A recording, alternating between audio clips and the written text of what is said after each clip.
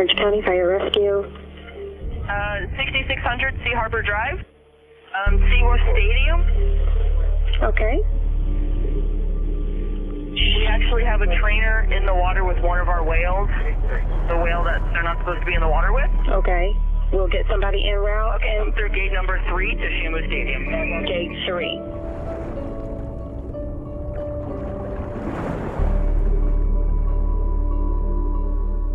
Orange County Sheriff's Office. We need SO to respond for a dead person at SeaWorld. A whale has eaten one of the trainers. A whale ate one of the trainers. That's correct.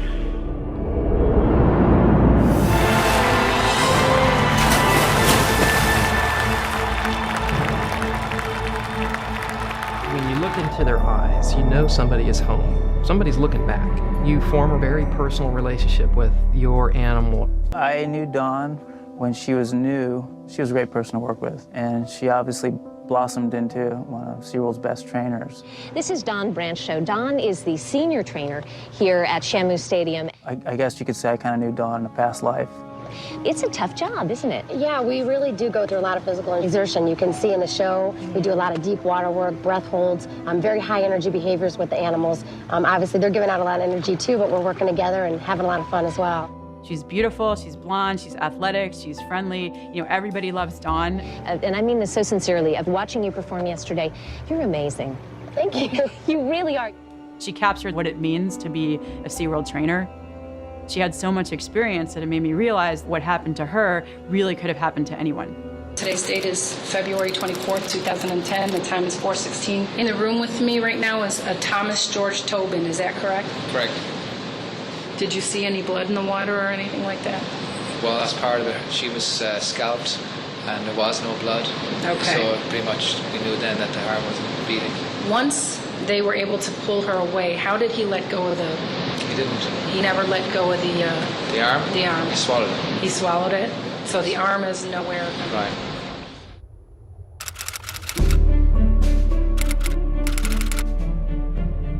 Right now, the theme park is arguing in court to keep whale trainers in the water, something OSHA says is extremely dangerous. These are wild animals, and they are unpredictable because we don't speak whale. We don't speak whale, we don't speak tiger, we don't speak monkey.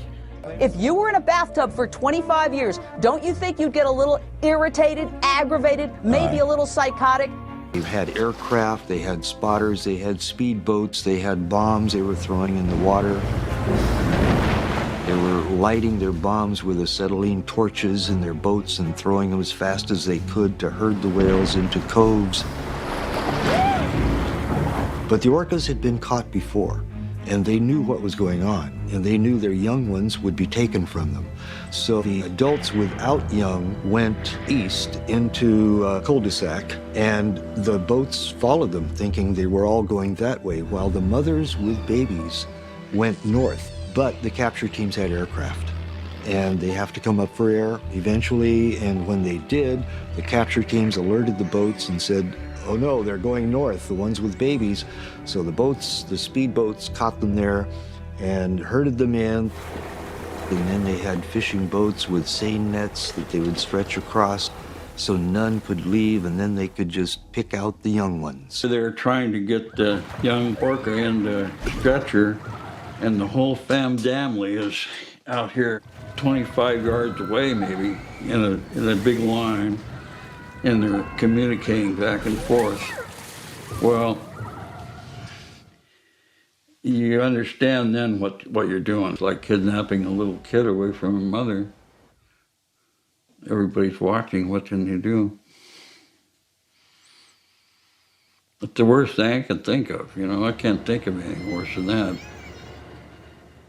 Now, this really sounds bad, but when the whole hunt was over, there were 3 dead whales in the net. And so they had Peter and Brian and I cut the whales open, fill them with rocks, and put anchors on their tail and sink them. Well,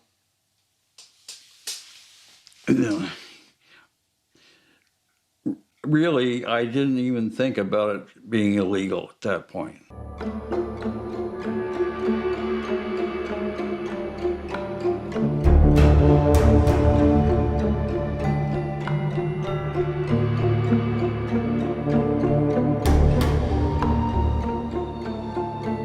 When he was first introduced, everything just went fine and dandy, but the previous head trainer used techniques that involved punishment.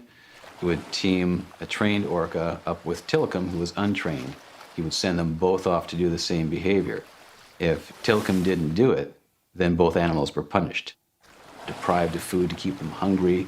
This caused a lot of frustration with the larger animal, the established animal, and would in turn get frustrated with Tilikum and would rake him with his teeth. There would be times during certain seasons that Tilikum would be covered head to toe with rakes. Rakes are teeth on teeth and raking the skin, and from head to toe you could see blood and you could see scratches, and he would just be raked up. The issue was really that we stored these whales at night in what we call a module, which was 20 feet across and probably 30 feet deep, as a safety precaution because we were worried about people cutting the net and letting them go, and the lights were all turned out. So there's really no stimulation. They're just in this dark metal 20-foot by 30-foot pool for 2/3 of their life. When we first started, they were quite small and quite young, so they fit in there quite nicely, but they were immobile for the most part. It didn't feel good. It just didn't, and it was just wrong. We started having difficulty getting them all into this one small steel box, to be honest. That's what it was. It was a floating steel box. That's where food deprivation would come in. We would hold back food, and they would know if they went in the module that they would get their food. And so if they're hungry enough, they're going to go in there. And during the winter, that would be from 5 at night till 7 in the morning.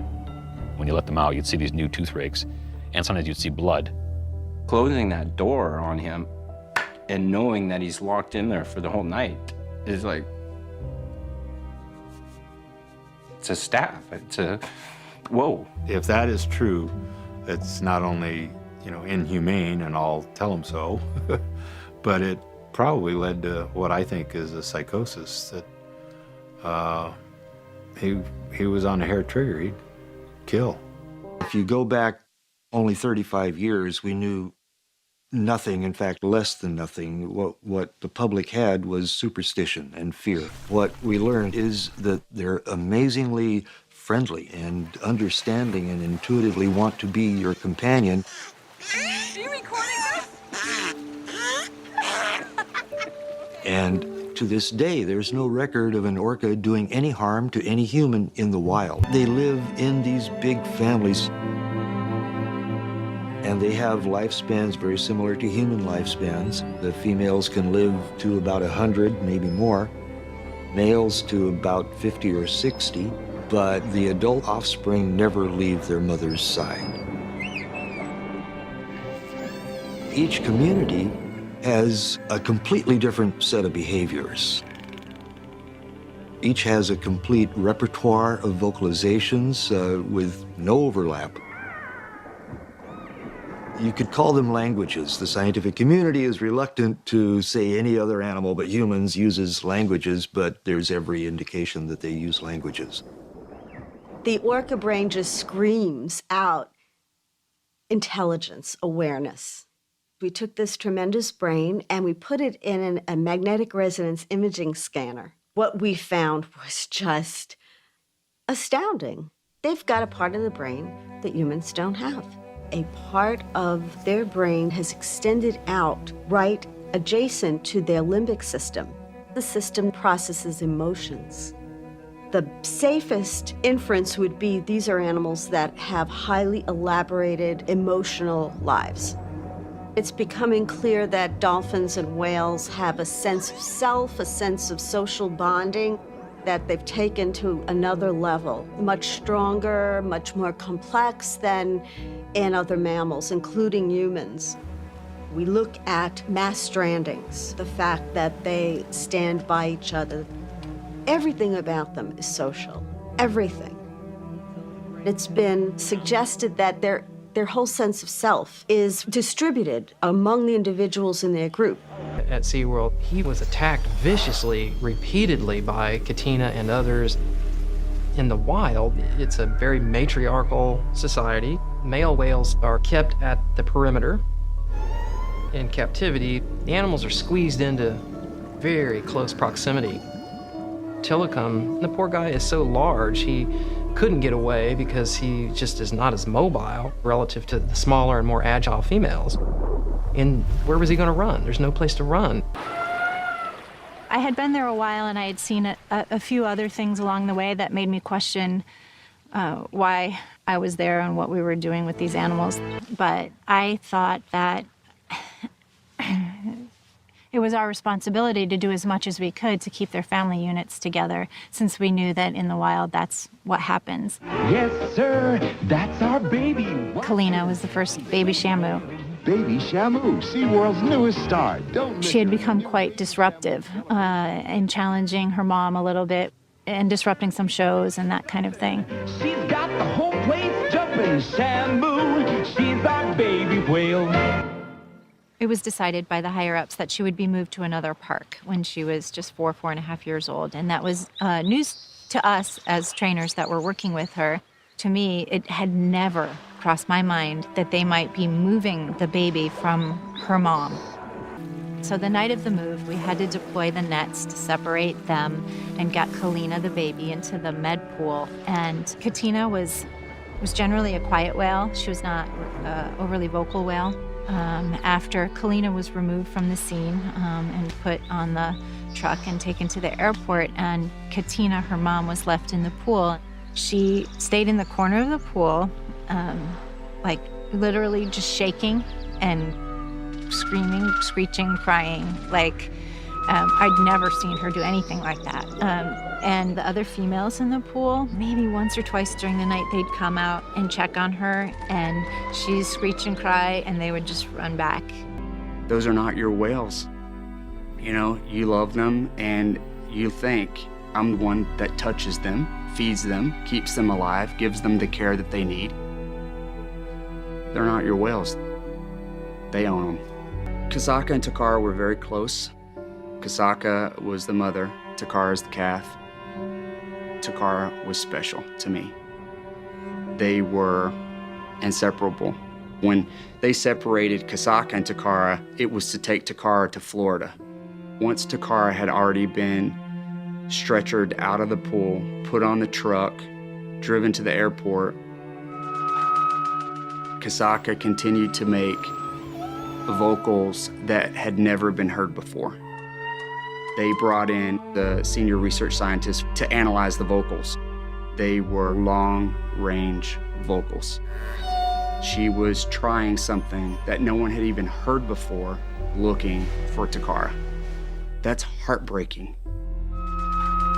How can anyone look at that and think that that is morally acceptable? It's not. It is not okay. Because the whales in their pools die young, they like to say that all orcas die at 25 or 30 years. And of course, that's false. We knew by 1980, after half a dozen years of the research, that they live equivalent to human lifespans. And every other potentially embarrassing fact is twisted and turned and denied one way or another. So in the wild, they live less. And then, like the floppy dorsal fins. Dorsal collapse happens in less than 1% of wild killer whales. We know this. All of the captive males, 100%, have collapsed dorsal fins. And they say that they're a family, that the whales are in their family. They have their pods, but that's just an artificial assemblage of their collection, however management decides they should mix them, and whichever ones happen to be born or bought and brought in.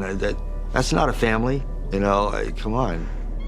These are different nations. These aren't just two different killer whales. These animals, they've got different genes. They use different languages.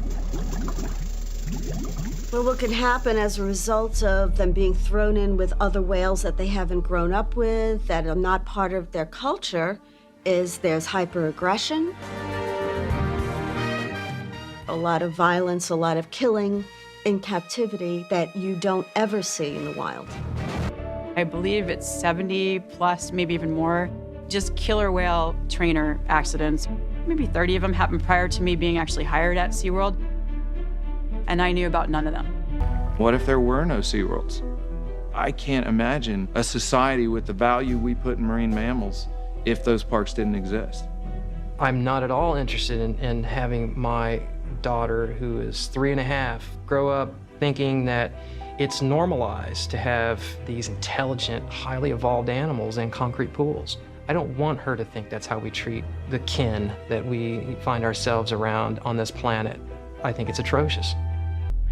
There's something wrong, you know, with Tilikum, that there's something wrong, and that's when you have a relationship with the animal and